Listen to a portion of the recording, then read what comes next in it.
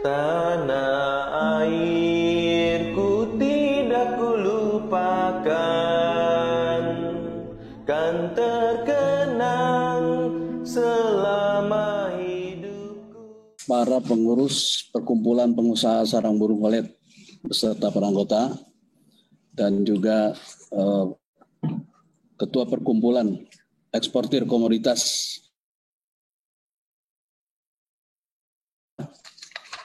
Ketua Asosiasi Peternak Pedagang Sarang Walet Indonesia APPSWI beserta para anggota dan juga Ketua Perkumpulan Petani Sarang Walet Nusantara beserta para anggota, cukup lengkap asosiasi, dan juga para eksportir yang kami undang ada sekitar 59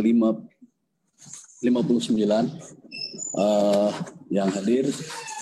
Selamat pagi, saya ulangi kepada semua, salam sejahtera untuk kita semua. Semoga hari ini kita selalu diberkahi kesehatan untuk bisa berkarya. Pada pagi hari ini, seizin Pak Menteri, kami melakukan pembicaraan terkait dengan rencana revisi Permendak 51 tahun 2012 yang sebetulnya kalau kita runut ke belakang ini cukup panjang perjalanannya, yaitu sejak 2018 pembicaraan untuk revisi ini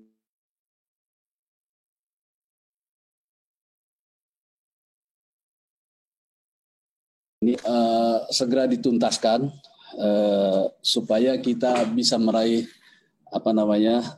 momen emas dari keunggulan produk sarang burung walet Indonesia ke luar negeri. Nah, sebelum masuk ke substansi, barangkali saya ingin menyampaikan beberapa hal terkait dengan tahapan proses pembahasan yang sudah dilakukan pada waktu lalu, yaitu bahwa saat ini memang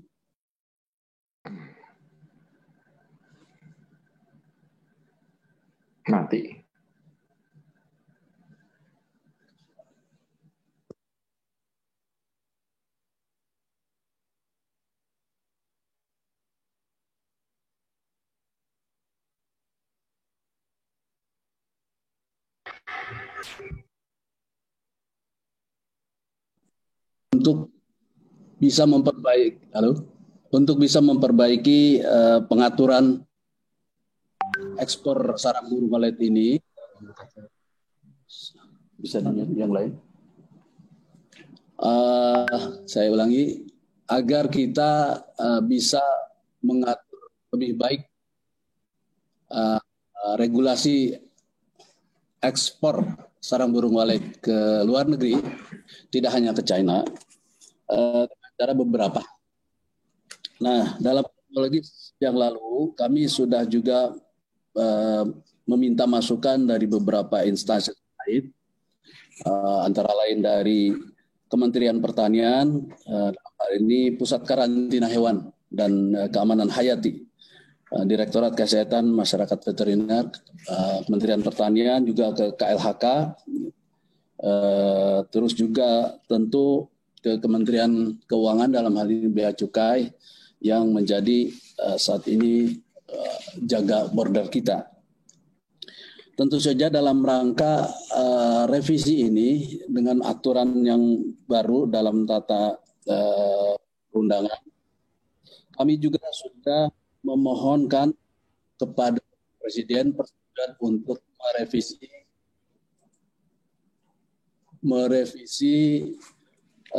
Permendak existing nomor 51 tahun 2012 ini, dan telah mendapatkan jawaban setuju dari Bapak Presiden melalui surat Sekretaris Kabinet nomor 349 tahun 2020 11 November yang lalu. Nah, berbekal dengan persetujuan Presiden ini, tentu kita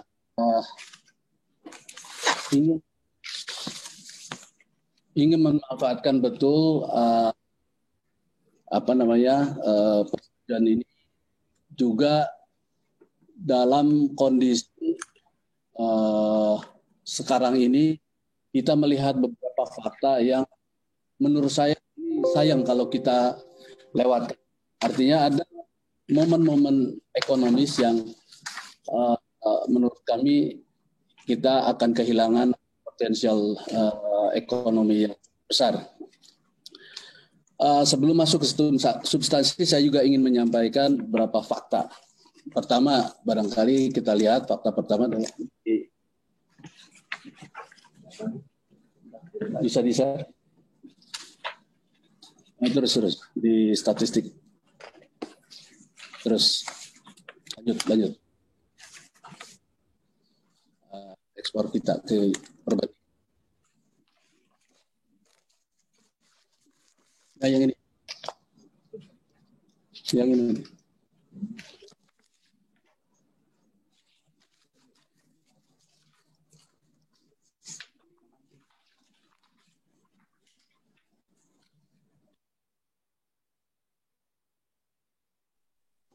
Baik, sambil menunggu data share, terus lanjut. Baik, kita melihat di tahun 2000 bahwa nilai ekspor kita total adalah 363 juta US dollar. Dengan tren pertumbuhan dari tahun 2015 itu 34,97%. Berarti kan trennya cukup menjanjikan. Nah, di tahun 2020 itu perubahannya juga cukup signifikan. Ekspor kita total ke dunia yaitu sebesar Januari-November angkanya 464,7 juta dolar. Dengan tren pertumbuhan kalau kita lihat sekitar 45,5%. Berarti 6 tahun terakhir ini memang luar biasa kenaikan ekspor kita ke dunia. Namun disayangkan sekali kita melihat rincian detail ekspor kita, profil ekspor kita. Kalau kita lihat dari nilai, tentu kita akan melihat nilai ekspor kita ke China adalah yang terbesar, yaitu di 2020 lalu, Januari-November, itu angkanya mencapai 357,1 juta US. Atau ada kenaikan sangat signifikan 90,41% dari tahun lalu, tahun 2019 maksudnya. Nah, ini tentu kalau kita lihat trennya malah di 2015 sampai 2019 itu luar biasa, 92%. Namun ini kontradiktori dengan kenyataan dari sisi volume. Volume yang kita sebutkan tadi ternyata ke China itu di 2020 Januari-November yang 226,7 ton itu hanya menempati secara persentase sangat kecil dibanding kalau kita lihat angka ekspor ke Hong Kong. Hong Kong itu kita ekspornya Januari-November 813,5 ribu ton. Jadi mungkin ini hanya hampir seperempat dari ekspor Indonesia ke Hong Kong. Tapi dari sisi nilai justru sebaliknya. Ke Hong Kong itu nilainya hanya 86 ribu US.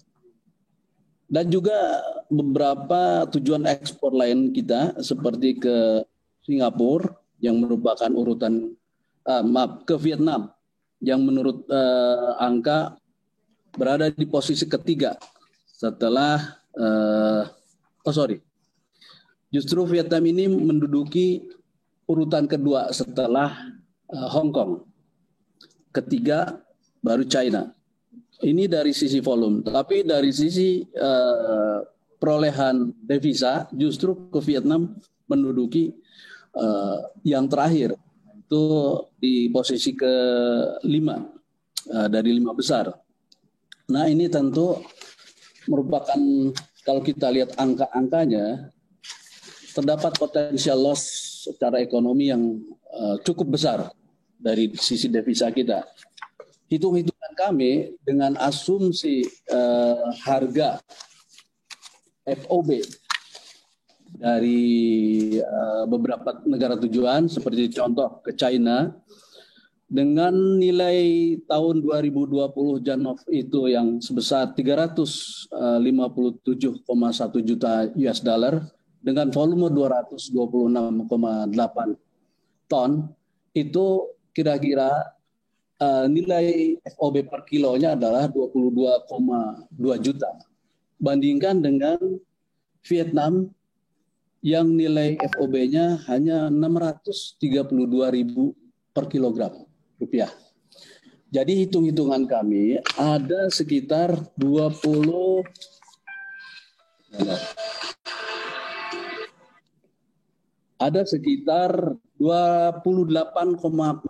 triliun potensial loss kita dari sisi devisa. Jadi ini triliun rupiah. Jadi ini momen di mana sebetulnya kita sangat dirugikan dari sisi perolehan devisa negara. Dan tentu juga saya kira dari perolehan profit masing-masing perusahaan. Kalau misalnya para eksportir mau kita meningkatkan dari sisi profit, dan tentu kita dari sisi negara ingin meningkatkan perolehan devisa kita, ini kita harus bekerja sama, memahami niatan kita semua dalam melakukan pengaturan tata kelola ekspor yang lebih baik. Yaitu ada beberapa hal yang perlu kita bahas dalam forum pagi ini. Tentu selain substansi yang akan saya sampaikan dalam forum ini, nanti kami juga ingin mendapatkan masukan dari Bapak Ibu sekalian terkait dengan rencana revisi Permendak 51 yang ada saat ini. Yang pertama barangkali pokok-pokok perubahan yang ingin kami sampaikan terkait dengan revisi Permendak 51 ini adalah, yang pertama, yang paling prinsip adalah di Permendak 51 kita hanya mengatur ekspor sarang burung walet itu ke China saja. Nah, dalam rancangan Permendak yang baru kita ingin mengatur ke semua negara. Artinya supaya apa? Nanti dengan perlakuan atau treatment tata kelola yang sama ke semua negara, insya Allah kami meyakini kita akan semua mendapatkan manfaat yang lebih baik. Nanti kenapa bisa begitu? Nah, yang kedua, sarang burung walet yang saat ini diatur adalah sarang burung walet yang semuanya masih tidak berbeda antara yang alami dan rumahan. Artinya rumahan itu yang dibudidayakan. Nah, kita ingin melindungi juga. Ini kenapa sih? Sorry, ada kurang bagus ya sound. Kalau dibuat nggak masalah. Oh gitu, baik. Ada sedikit technical difficulties. Tidak apa-apa. Terkait pengaturan sarang burung walet, ada dua jenis sebetulnya. Yang pertama yang jenis budidaya rumahan, atau kalau kita lihat seperti bangunan tinggi dengan lubang-lubang khusus walet masuk. Tapi di sisi lain ada juga yang alami seperti sarang burung walet yang ada di gua-gua. Nah, yang ada di gua ini sebetulnya adalah sarang burung walet alami yang subjek pengaturannya itu sebetulnya masuk ke CITES atau yang kita sebut Convention on International Trade on Endangered Species. Jadi termasuk suatu angka untuk yang di kondisi burung walet yang ada di gua. Nah ini dengan rancangan Permendak baru kita akan pisahkan. Nanti ekspor melalui sarang burung walet alami yang tunduk kepada pengaturan CITES tetap bisa diekspor, pengaturannya agak berbeda. Tidak masuk dalam rancangan Permendak baru. Yang ketiga, nah ini yang paling penting. Sebetulnya sudah didahulu oleh Permentan 26 tahun 2020 bahwa nanti ekspor sarang burung walet itu hanya diperkenankan dalam kondisi bersih. Kenapa? Tentu kita ingin menempatkan nilai tambah dari ekspor itu sendiri. Yang tadi kalau saya bicara masalah potensial loss-nya sangat-sangat besar. Nah, dengan hanya mengekspor dalam kondisi bersih, tentu kita diharapkan dapat meningkatkan perolehan nilai ekspornya, yang tentu nilai devisanya nanti akan lebih besar. Nah, pengaturan ini kita sudah koordinasikan dengan Kementerian Pertanian, khususnya dari Badan Karantina Hewan. Nanti ada semacam sertifikat yang kita sebut KH12 sebagai sertifikat yang menyatakan bahwa sarang burung walet yang tersertifikasi ini adalah sarang burung walet yang sudah bersih, higien, dan sebagainya. Nah, ini sesuai dengan pengaturan di karantina Kementan. Sedangkan yang kotor ini tidak diperkenankan. Ya, nah nanti tentu dalam kondisi kotor, Bapak Ibu sekalian tidak akan dikeluarkan sertifikat KH12-nya yang automatically tidak bisa diekspor. Nah, pengaturan keempat di Permendak yang existing ada semacam profiling company, sifatnya hanya registrasi saja, yaitu yang kita sebut eksportir terdaftar. Nah, selama ini eksportir terdaftar itu hanya kepada eksportir yang melakukan eksportasi sarang burung walet ke China saja. Sedangkan ke negara-negara lain seperti Vietnam, Singapura, Malaysia bahkan dan juga beberapa negara lainnya itu masih bebas, artinya tidak diatur atau tidak tunduk dalam Permendak 51. Nah, dalam rencana perubahan atau revisi, kita ingin semua kita tata kelolakan atau kita profiling semua eksportirnya. Sifatnya ini adalah registrasi. Jadi jangan khawatir kalau Bapak Ibu mendapat kesan bahwa wah ini akan menjadi sulit. Saya jamin, kami jamin tidak akan menjadi sulit. Sepanjang sebetulnya ini syarat-syarat yang kami minta pun sudah dilakukan sebelumnya. Dan kalau eksportir yang sudah biasa ke China ini barangkali tidak terlalu aneh, tidak terlalu sulit. Tapi saya rasa ini bisa ditempuh oleh semua eksportir yang ada, yang non eksportir ke China pun bisa saya lakukan. Nah, jadi sifat eksportir terdaftar ini sifatnya hanya profiling. Kenapa kita perlu profiling?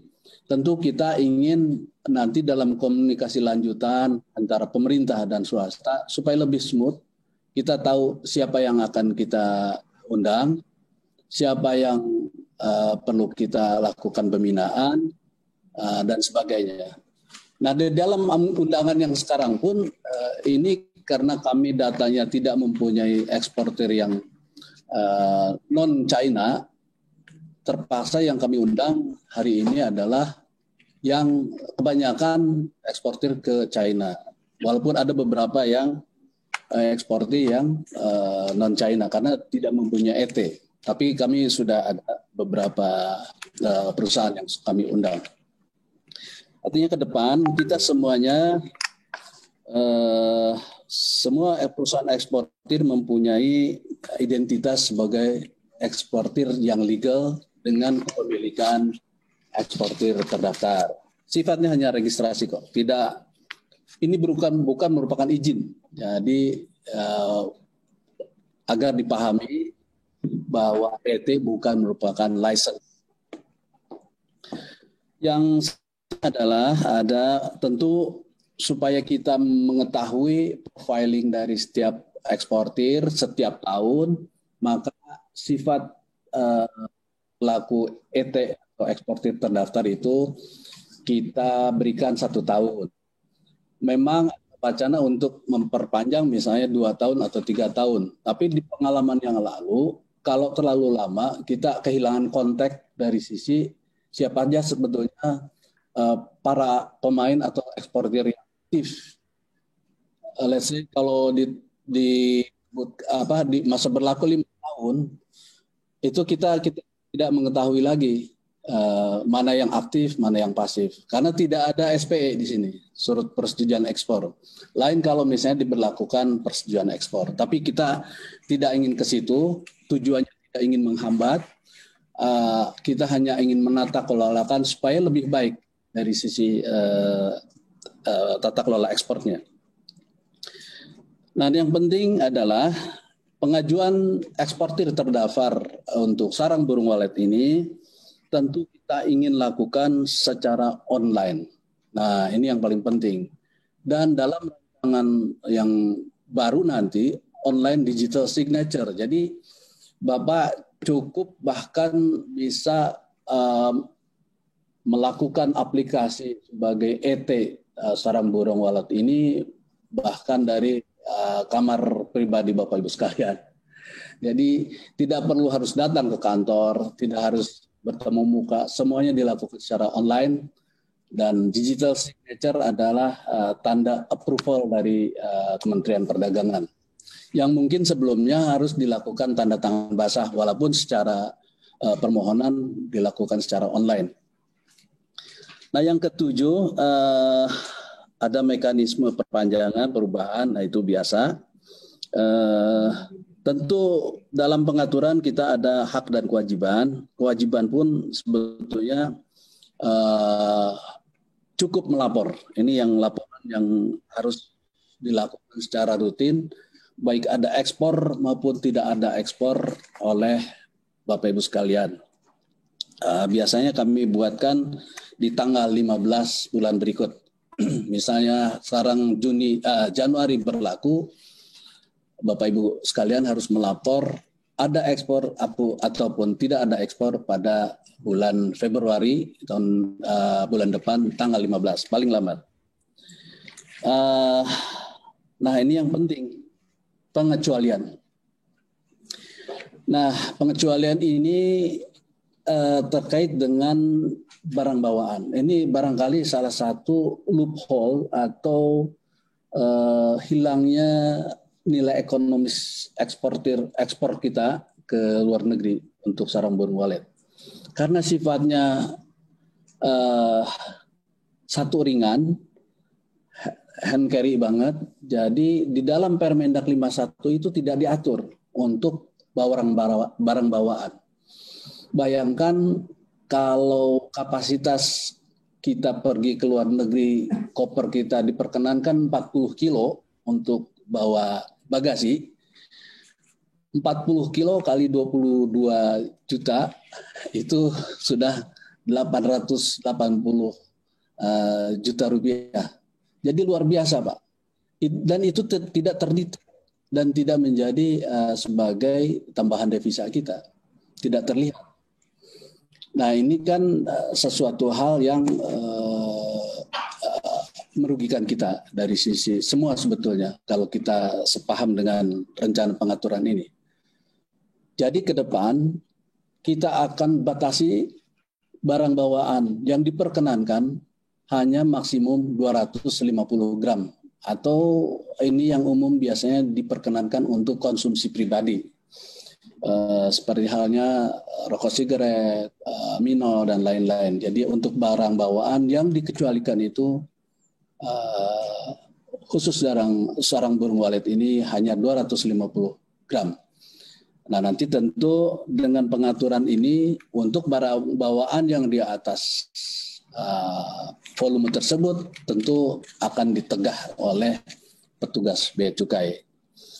Biasanya kalau sudah ada aturan resmi, Bea Cukai cukup jeli untuk melihat apa yang dibawa oleh Bapak Ibu sekalian. Tentu saya yakin di dalam forum ini tidak ada yang melakukan itu. Dan ini memang bukan hal yang di masa sekarang ini dengan rezim Permendag 51 bukan barang haram membawa 1 kilo, 2 kilo barang sarang burung walet. Tapi ke depan ini kita buat itu ilegal. Artinya supaya kalau di atas itu tentu ada motif ekspor. Bukan hanya untuk konsumsi kalau sudah di atas 250 gram. Saya bawa 5 kilo tentu itu tujuannya lumayan kan kalau dijual dengan harga Vietnam saja yang 650.000 per kilogram itu sudah cukup bisa menutupi ongkos tiket lah kira-kira. Nah, ke depan hal-hal seperti itu loophole yang bisa membuat nilai ekonomis perolehan devisa baik untuk negara maupun oleh Bapak Ibu sekalian akan kita mitigasi. Nah, saya kira barangkali informasi lainnya yang bisa kami share adalah saat ini tercatat eksportir terdaftar sarang burung walet hanya ada 50 eksportir terdaftar. Tentu kalau kita bicara 50 saat ini yang sebetulnya tidak menggambarkan totalitas eksportir sarang burung walet. Mungkin ada bisa sampai ratusan, apalagi ditambah dengan passenger yang membawa selama ini hand carry, apakah 20 kilo, apakah 30 kilo sarang burung walet. Dan itu saya tahu persis pada saat kami bertugas di Taiwan, itu ada beberapa orang yang memang hand carry membawa sarang burung walet. Banyak 10 kilo, 15 kilo, dan lain-lain. Dan ini tentu kita akan edukasi kepada mereka yang seperti itu supaya ditata tunduk pada aturan dan sebetulnya manfaatnya nanti akan kembali kepada eksportir juga sebetulnya. Sementara barangkali itu adalah informasi mengenai fakta dan data ekspor burung walet yang bisa kami sampaikan dan juga beberapa hal terkait substansi dari rencana pengaturan yang baru dari tata kelola ekspor sarang burung walet. Nah, barangkali sebelum kita berdiskusi, barangkali ada arahan barangkali dari Pak Menteri atau Pak Wamen. Mohon berkenan Pak Menteri.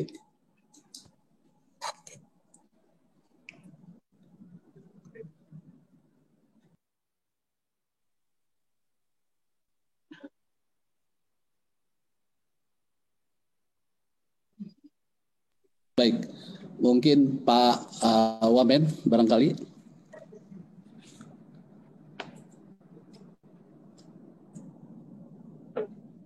Baik, mungkin nanti bisa kita halo, ya, barangkali kita sesi pertama langsung masuk ke diskusi kita, bisa itu masukan atau pendapat lain terkait dengan rencana revisi kita Permendag 51. Silakan. Boleh saya kasih tanggapan, Pak? Silakan Pak. Okay. Mohon disampaikan nama dan dari perusahaan apa Pak. Silakan. Saya Budi Pranata, Ketua Asosiasi PBSB.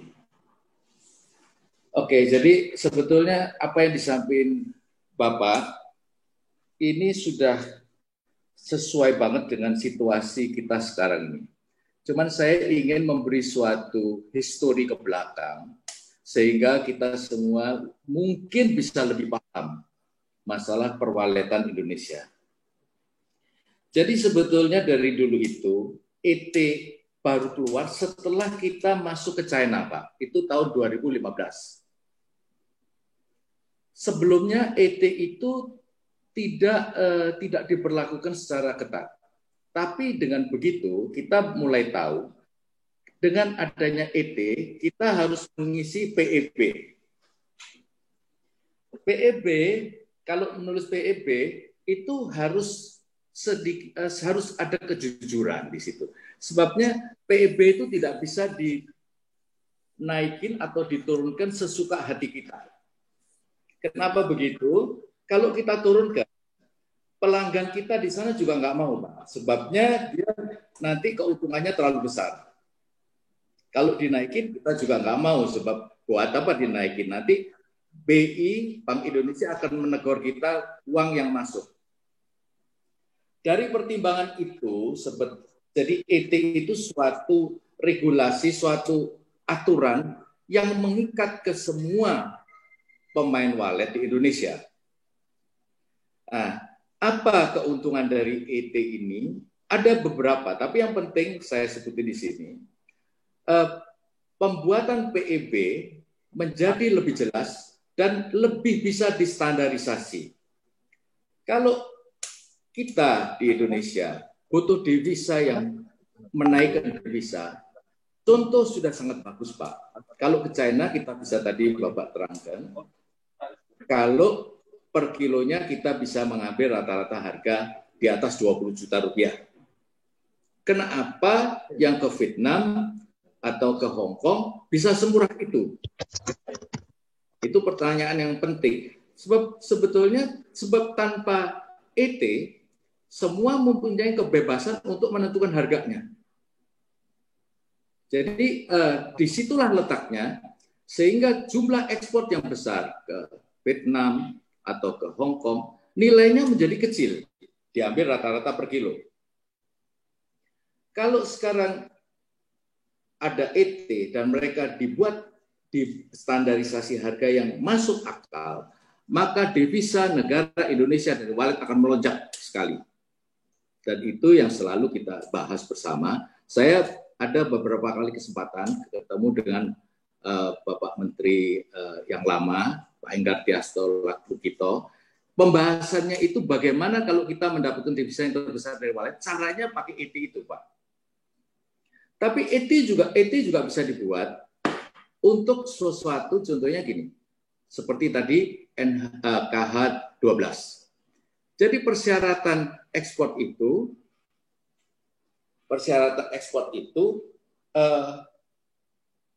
bisa diatur dengan KH12 hanya material yang sudah bersih. Raw material itu bisa merugikan kita sebab akhirnya kalau terlalu banyak raw material keluar, industri dalam negeri juga bisa kekurangan bahan baku. Distribusi ekspor sebetulnya begini, Pak. Ekspor itu setahu kami semua pemain wallet, yang terbesar itu masuk ke China. Jadi 80-90% itu masuk ke China. Cuman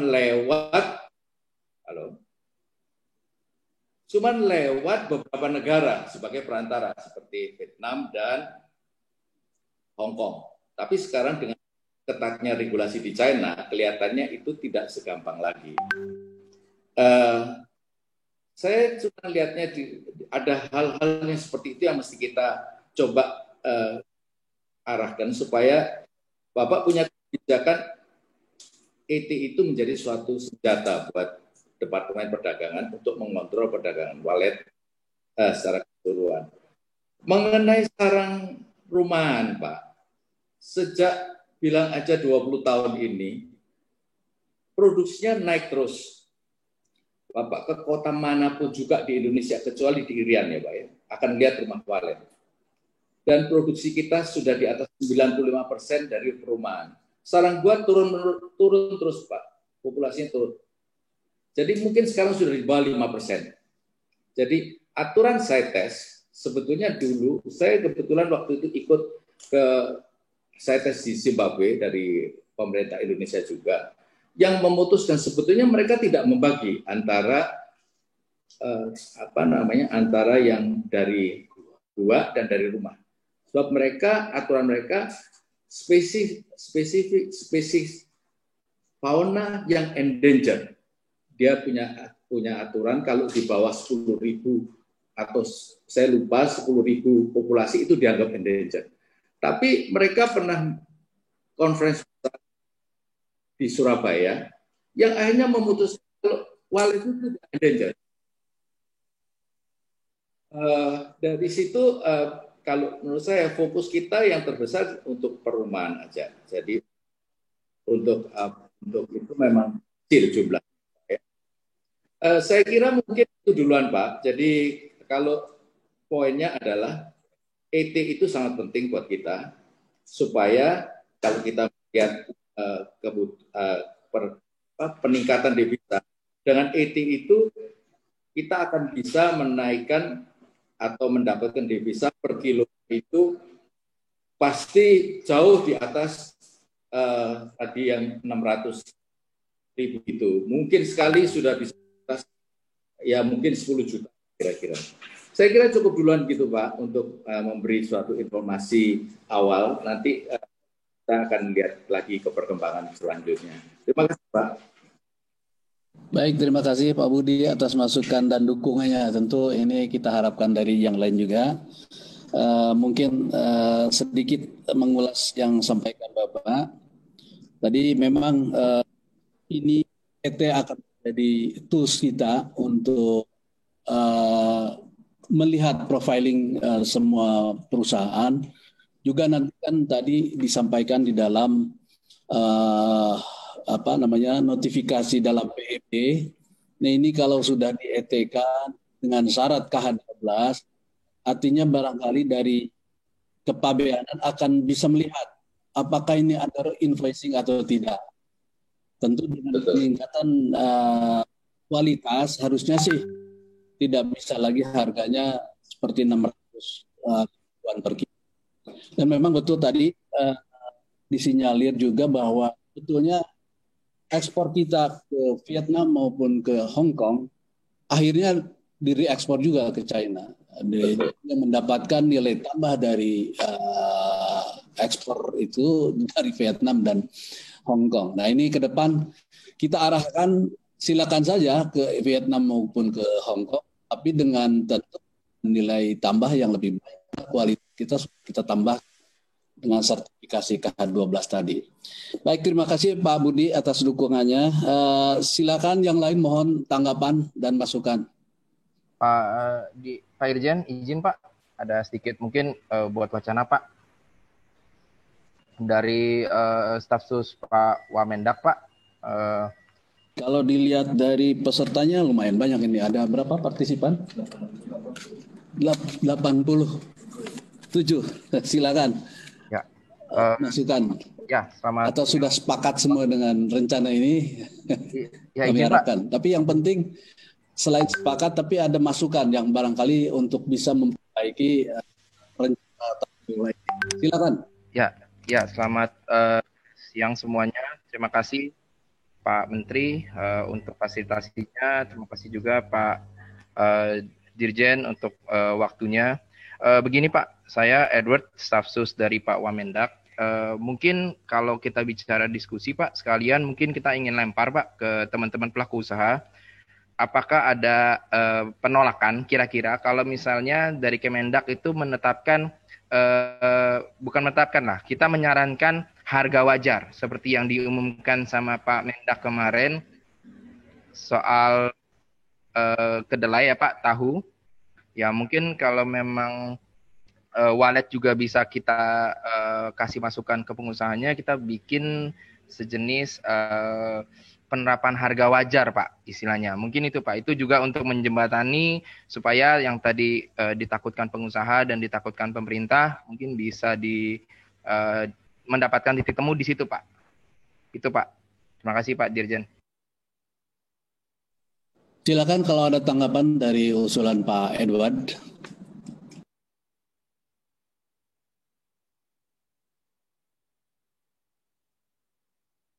Boleh saya kasih tanggapan, Pak? Kan, Pak Budi.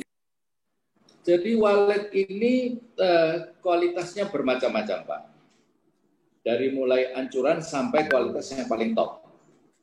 Harga ancuran itu bisa aja sekitar 5 juta, 6 juta, tapi yang paling top bisa juga sampai 30 juta, Pak. Jadi standarisasi berdasarkan keseluruhan mungkin agak repot, Pak Edward. Tapi kalau kita kualifikasi menjadi 5 kategori, itu besar sekali, Pak. Jadi kita duduk sama, kita buat 5 kategori, contohnya mangkok, atau patan, atau ancuran. Jadi tapi yang jelas semua di atas 5 juta, Pak. Jadi kalau yang 632 itu ya terlalu murah buat kita. Maksudnya itu ended value yang disengaja ya Pak ya. Jadi kita juga harus di atas 5 juta. Yang lain, nah kita buat standar itu saya setuju kalau dibuat kategorisasi, tapi juga yang mereka juga harus tahu kategorisasinya itu gimana cara membedakannya. Jadi ada sedikit kursus mungkin 3-4 jam untuk membedakan kualitas itu, kategori kualitas Pak. Terima kasih, saya kira begitu duluan ya Pak ya. Baik, terima kasih masukannya. Barangkali ini hal yang baik juga kalau kita lakukan standarisasi dari sisi kualitas ya. Tadi ada 5 kualitas, tapi tentu ini subjek diskusi dengan tentu karantina hewan yang akan melakukan kalau dari sisi KH12-nya kategorisasi ini masuk ke dalam grade seperti apa. Nah ini tentu subject to discussion dengan instansi teknis terkait. Silakan yang lain masukan.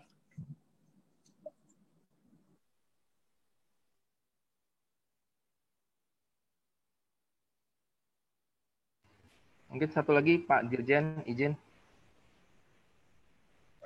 Mungkin ini Pak, kemarin kan kami juga sempat ada rapat pendahuluan ya Pak dengan Pak Direktur.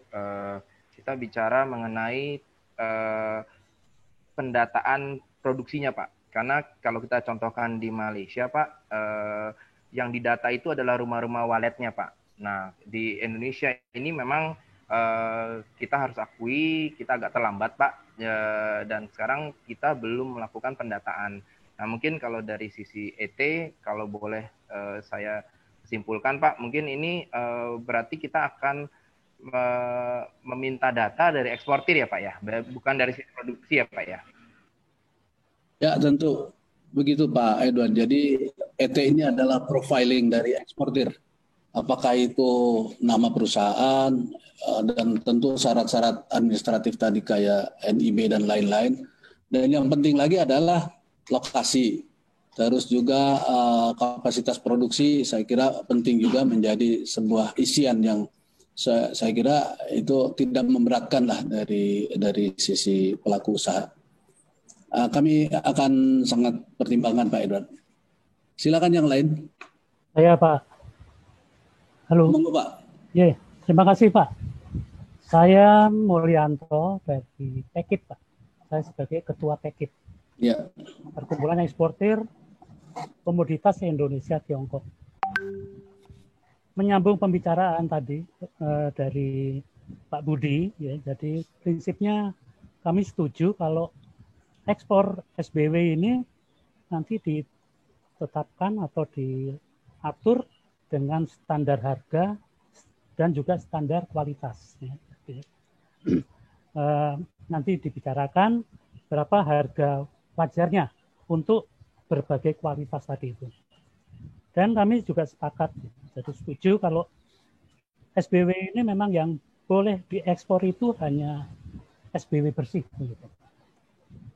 Nah ini karena ekspor, itu terang saja untuk peningkatan devisa negara juga, di samping untuk peningkatan kesejahteraan peternak maupun pelaku bisnis yang lainnya. Jadi mungkin kita perlu tingkatkan bersama begitu. Dan hambatan-hambatan ekspor yang kira-kira apa ya baik itu secara teknis mohon nanti disederhanakan begitu. Mungkin itu dari saya, terima kasih. Terima kasih Pak Amrianto. Tentu ini sebuah dukungan lain dari asosiasi. mungkin mau tanya, Pak Pekit itu anggotanya ada berapa, Pak?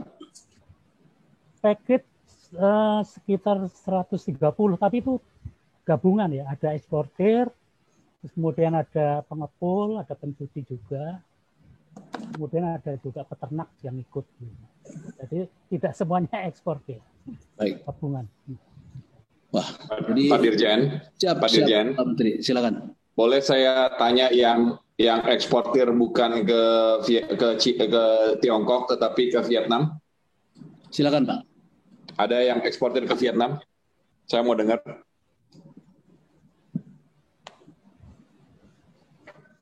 Tidak.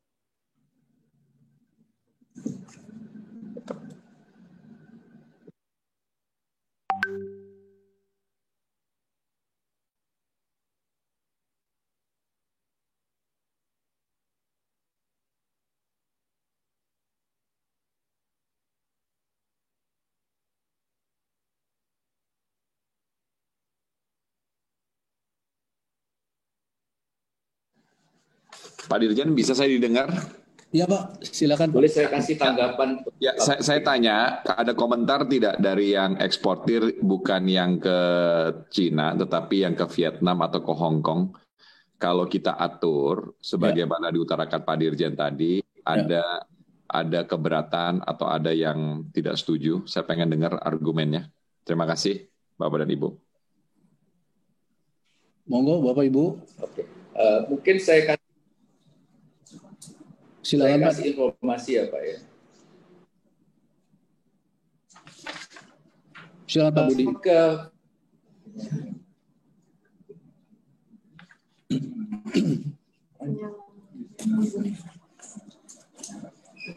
Menanjak dengan drastis sebab perbatasan itu sangat sekitar 1 tahun yang lalu terjadi sweeping besar-besaran dari China sehingga itu ditangkap banyak banget sindikat-sindikat yang dianggap penyelundup, Pak.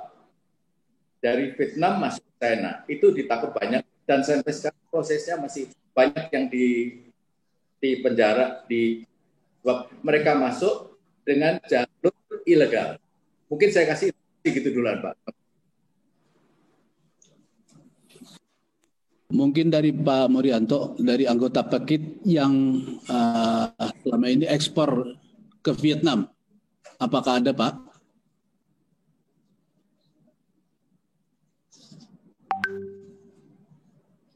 Pak Murianto? Halo, Pak. Ya. Ya, di unmute, silakan. Ya. Jadi, ini kami di daftar anggota itu memang ada yang ekspor ke Cina ya, tapi yang di non Cina ini kami terus terang aja nggak bisa mendata siapa yang ekspornya ke Vietnam maupun ke Hong Kong begitu. Jadi kami tidak bisa memantau itu. Gitu. Selain ini mana lagi? Kami dapat data ini yang kami undang CV Chuan Mitra Usaha. Silakan, ini eksportir ke China menurut ke Vietnam menurut informasi. Silakan kalau hadir dari CV Chuan Mitra Usaha.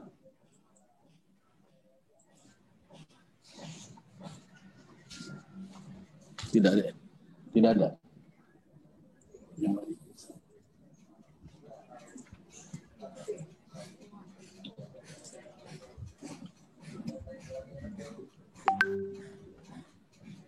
Atau perusahaan yang lain yang ekspor ke Vietnam?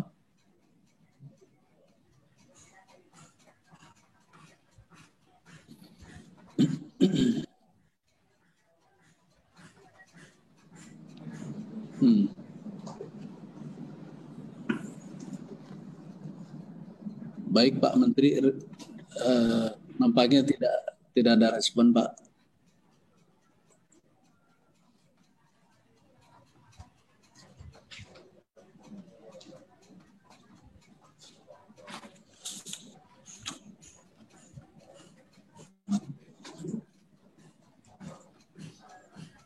Atau kita balik yang hadir di sini yang kurang sepakat dengan rencana pengaturan. Bisa disampaikan alasannya apa?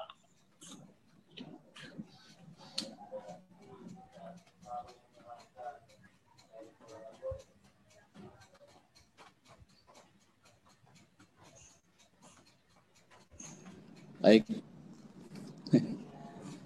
Kesimpulan sementara barangkali forum ini disepakati semua. Ya, oke. Alhamdulillah. Pak Dirjen, kalau begitu, Bapak dan Ibu, saya berterima kasih atas kesempatannya.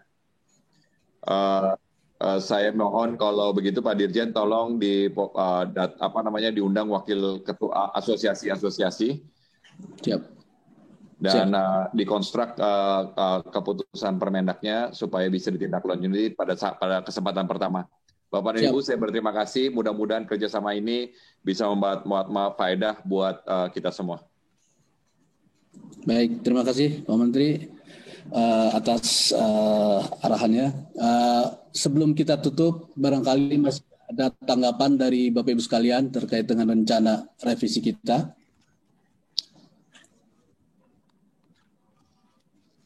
Baik, kalau begitu terima kasih. Pak Dirjen. Ya, monggo Pak, silakan. Apakah bisa untuk PowerPoint tadi untuk di-share ke kami, Pak? Untuk kami bisa pelajari juga mengenai data nasional kami. Bapak dari, mohon izin disampaikan data dari PT Waleta. PT? Nama saya Joko. Pak Joko. PT Waleta Asia Jaya, Pak. Baik Pak. Terima kasih Pak Dirjen. Itu aja ya. Baik. Pak. Nanti kalau ada permintaan kami share ke semuanya. Ya, pokoknya gini Pak Dirjen, Bapak dan Ibu, kemarin Pak Wamen sudah berdiskusi dengan Menteri Luar Negeri. Bisa didengar ya, Pak Wamen, Pak Dirjen?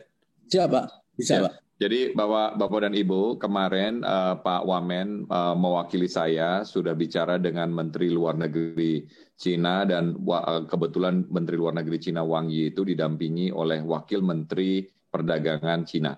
Dan salah satu butir kesepakatan daripada pertemuan tersebut adalah Cina akan mencoba memfasilitasi agar kualitas yang impor masuk ini bisa dipermudah dengan kualitas yang bisa diterima oleh pemerintah Cina. Jadi Bapak dan Ibu, Permendak ini akan segera keluar. Saya mohon wakil asosiasi beserta Pak Dirjen Perdagangan Luar Negeri untuk membicarakan agar peraturan ini menjadikan nilai tambah buat Indonesianya baik, dan kedua bisa membantu Bapak dan Ibu untuk mendapatkan perbaikan daripada kualitas dari burung waletnya dengan cara yang seamless dengan pemerintah Cina, dicarikan jalan yang win-win dan mudah-mudahan bisa menciptakan nilai tambah bagi kita semua. Jadi sarang burung walet ini sudah saya laporkan ke Bapak Presiden juga. Ini adalah salah satu komoditas utama kita yang harus kita jaga bersama-sama. Jadi Bapak dan Ibu, saya ucapkan terima kasih. Pak Dirjen, terima kasih. Mudah-mudahan ini sinergi yang baik antara pelaku usaha dan pemerintah. Terima kasih. Baik, terima kasih Bapak arahannya. Segera kami akan lakukan pertemuan dengan para ketua asosiasi setelah kami konstruk struktur dari revisi Permendak. Baik, saya kira sudah kami cukupkan. Tidak ada tambahan masukan. Nanti mungkin masukan masih tetap bisa dilakukan via komunikasi email atau WhatsApp. Untuk itu kami kepada para peserta, partisipan, wabil khusus Pak Menteri dan Pak Wamen, dan juga rekan-rekan eksportir, terima kasih. Assalamualaikum warahmatullahi wabarakatuh.